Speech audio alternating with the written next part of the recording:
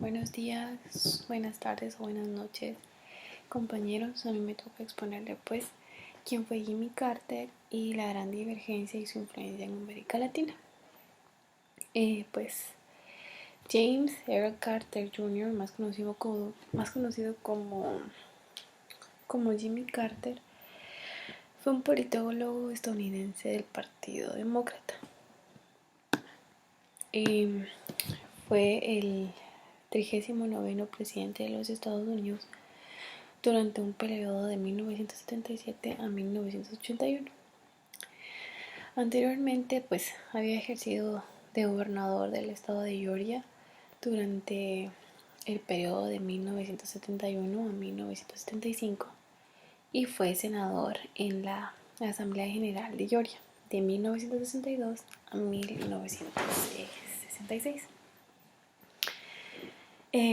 Carter fue galardonado con el Premio Nobel de la Paz en el 2002 por sus esfuerzos para encontrar soluciones pacíficas a los conflictos internacionales, impulsar la democracia y los derechos humanos y fomentar el desarrollo económico y social.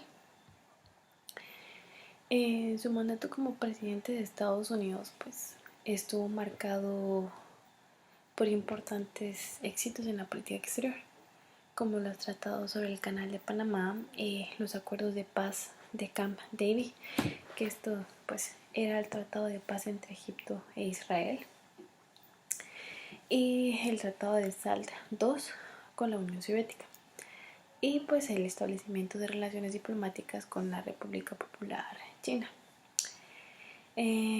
Vivió sus momentos más tensos con la crisis de los rehenes en Irán, y en su política interior pues su gobierno creó los ministros de energía y educación y reforzó la legislación sobre protección medioambiental.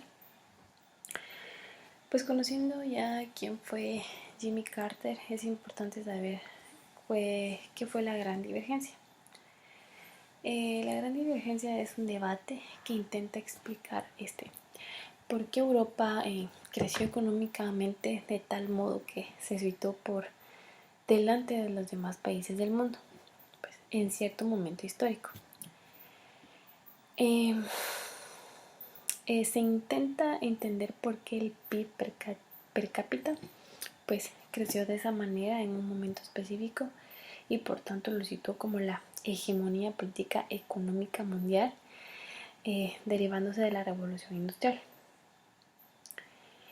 Pues existen varios autores, pero en este hecho me voy a concentrar en 3 autores que han estudiado que ha estudiado esta divergencia, básicamente analizando cuánto sucedió, porque en realidad no hay un consenso al respecto y el por qué sucedió.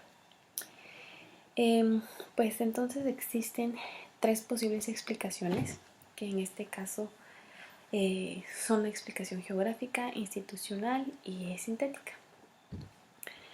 La explicación geográfica pues se da por un biólogo que se llama Jared Diamond y que en el año pues 1997 escribió un libro titulado Guns, Germs and Steel, en el cual pues hace referencia o hace una reflexión un tanto peculiar, pero que vale la pena tener en cuenta. Bueno, dentro de esta explicación él se hace una primera pregunta, la cual era ¿por qué hay países pobres y por qué hay países ricos en el mundo? Por lo tanto, él da la respuesta diciendo que la gran divergencia empezó ya durante el Neolítico, es decir, hace miles y miles de años. Y la razón de esa divergencia la sitúa en aspectos geográficos, es decir, que Europa tenía ciertas características que la beneficiaron para llegar al punto de ser la hegemonía mundial durante los siglos siguientes.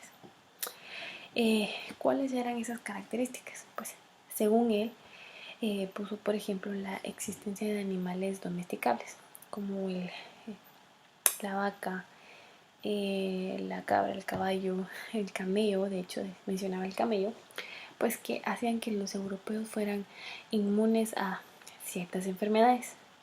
Asimismo decía que la existencia de planes, de la existencia de de las plantas que eran cultivables, como la cebada, que en otras regiones del mundo pues no existía.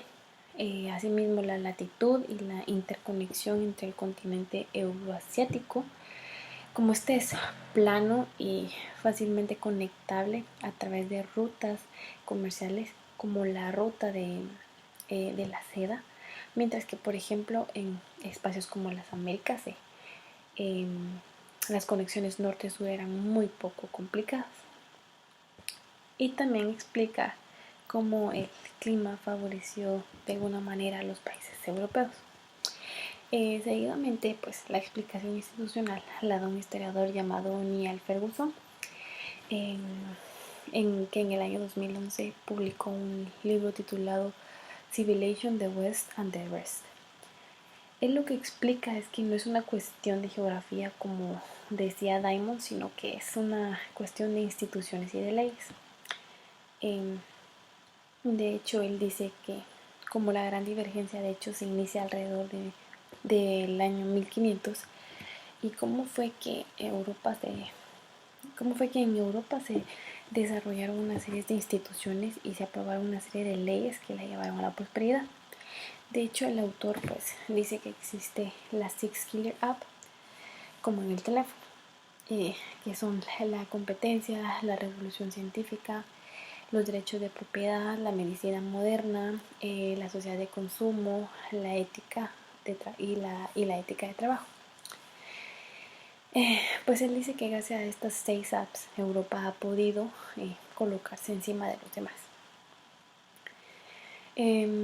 Pasando a la explicación sintética dada por Kenneth Pomeranz, pues él publicó un libro en el año 2000 muy famoso e importante, llamado The Great Divergency, en donde él explica que no hay un único motivo lógico por el cual Europa haya emergido de esta manera, pero básicamente pues lo atribuye al factor del colonialismo, es decir, el hecho de que Europa tuviera colonias alrededor del mundo, y como eso iba totalmente ligado a la esclavitud, a tener mano de obra gratuita, que lógicamente pues enriquecía a los países europeos.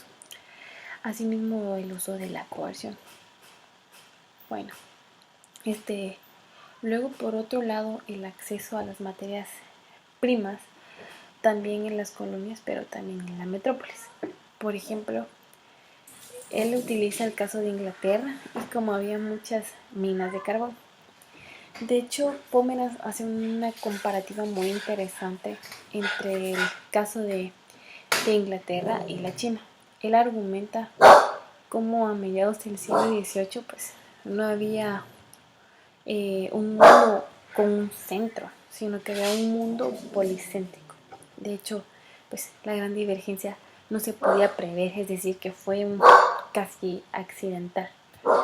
Otro punto interesante en la argumentación de Pomeranz es que normalmente cuando hablamos de la revolución industrial pues entendemos a Europa como un todo. Él dice, bueno, hay que matizar esta perspectiva porque la revolución industrial, como pues, se menciona antes, aprecia un punto concreto de Inglaterra, es decir, no es una historia continental, sino que es una historia más bien regional. Pues en cualquier caso, la gran divergencia es un debate interesante, un debate que sigue muy vigente, y es un debate que vale la pena estudiar para entender las configuraciones del mundo moderno. Muchísimas gracias.